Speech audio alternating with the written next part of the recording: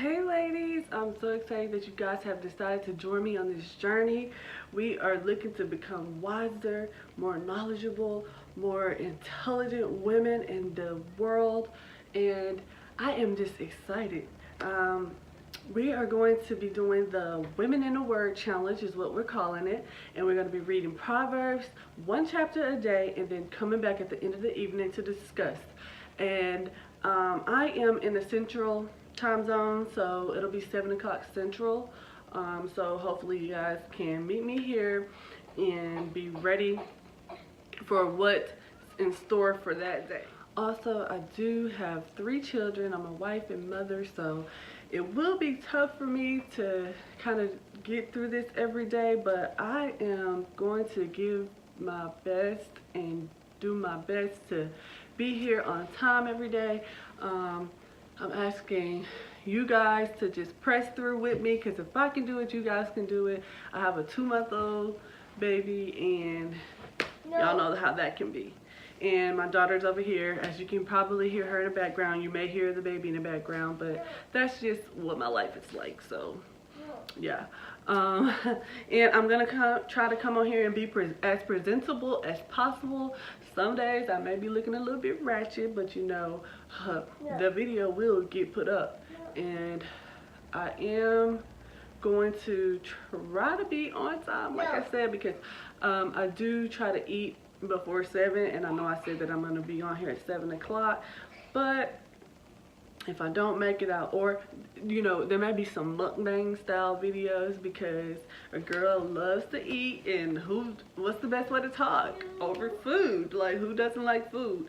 So but yeah, I'm just so happy that you're joining me, and let's get into it. So a little bit of background about the book of Proverbs. So Proverbs was written by Solomon. Solomon was the most wisest man on the planet.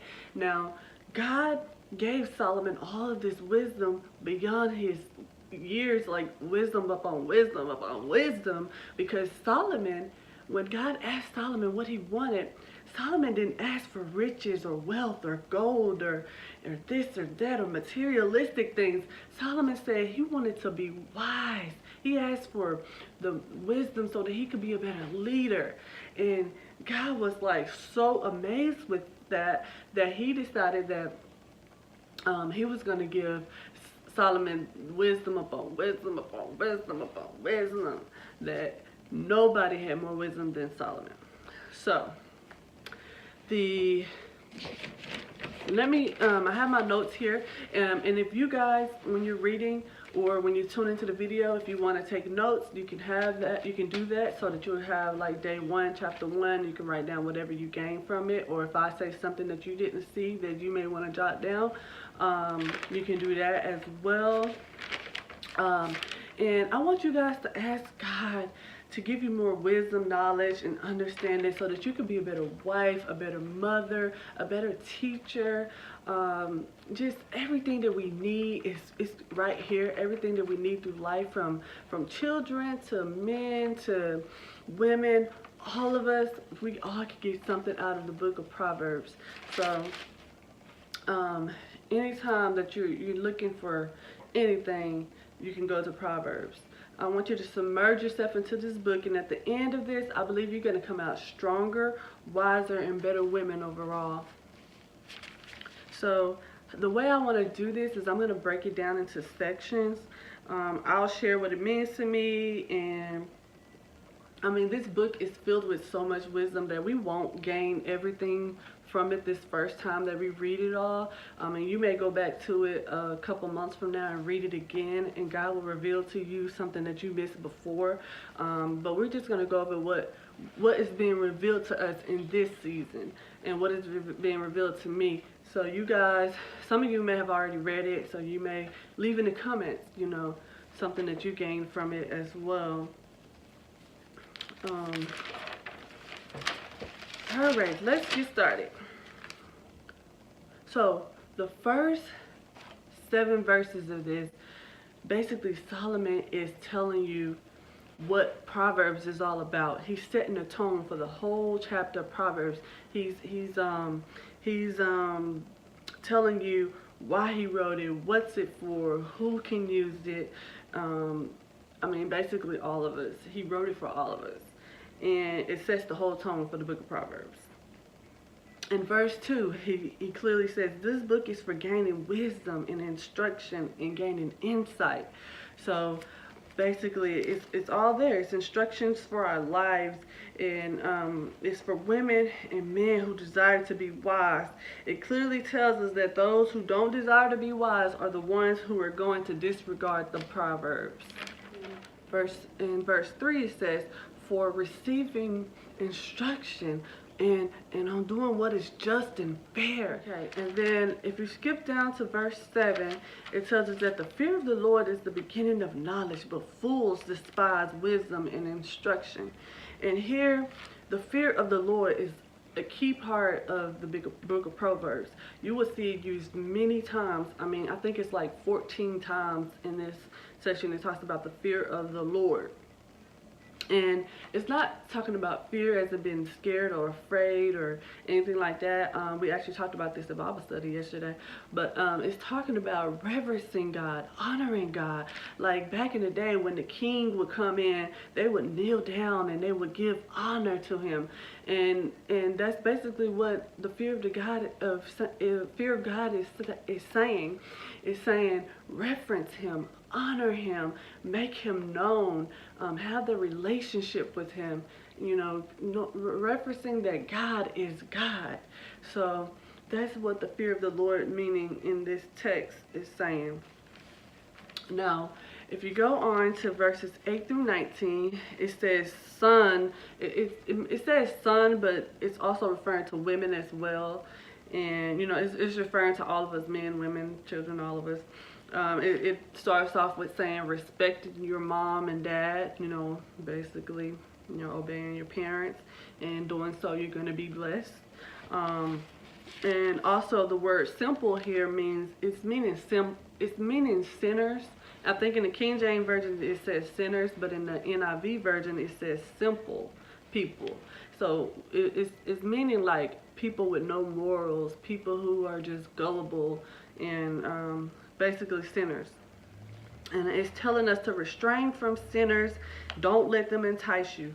We've all known those type of people, those people who put that peer pressure on us when we were younger. And I mean, there's some as adults as well. They like to entice you to do things that you know that you shouldn't be doing.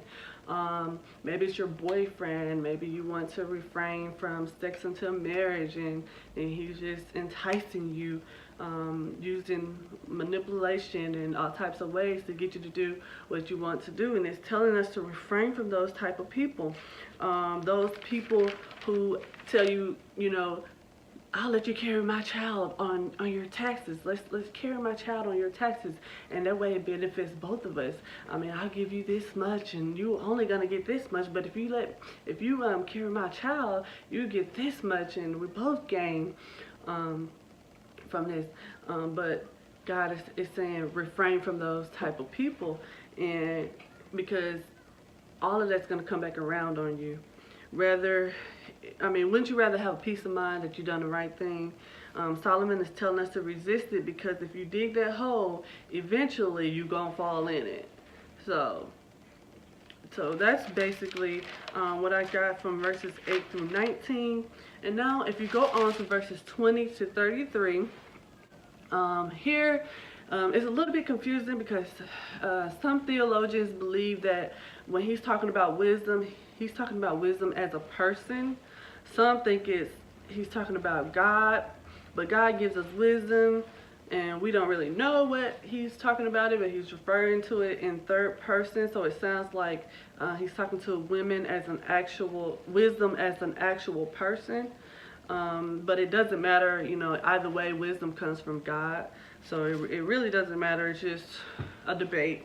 But he's using it as a metaphor so that we can understand what he's saying. He's basically telling us that God has given us wisdom, and wisdom is there crying out to us like, here I am, come and get me. Here, I'm free. Here, I'm yours, come and get me. But a lot of times we ignore and despise wisdom, and we just turn our backs on it. But it's there. You're literally screaming at us. Here, Whenever we go out there and we sin, we're turning away from wisdom. Whenever we don't fear God, we're turning away from wisdom. When we don't reference Him in our lives, we're turning away from wisdom. And if we keep on reading, He says, since you turn from wisdom, I'm going to watch you go through bondage and I'm going to laugh. He says, I'm going to make a mockery of you. I'm just going to sit back and hee ha ha. Look at you. You should have used wisdom. But since you decide to turn away, I'm not going to worry about it. I'm going to watch, sit back, watch, and laugh. And I will laugh when disaster strikes you.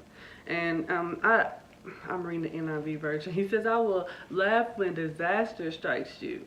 Now, we always want to turn to God when things are going wrong. But if we're not using wisdom, we're not referencing God in our life, we're not having a relationship with Him, and we only want to go to Him when things are wrong, we're just talking loud and saying nothing because He's not hearing any of that. He's sitting back and laughing. Once you get to verse 33, it says, whoever listens to me will live in safety and be at ease without fear or harm. So we need wisdom. We need to turn to wisdom. We need to ask God for wisdom. That is what I received from the first chapter of this. He sets the tone.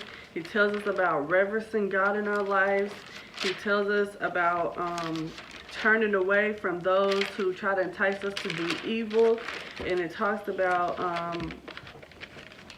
and he also talks about when we turn away from wisdom, we turn away from God. And the ear of God's not going to be listening to us. He's going to laugh at us and make a mockery of us.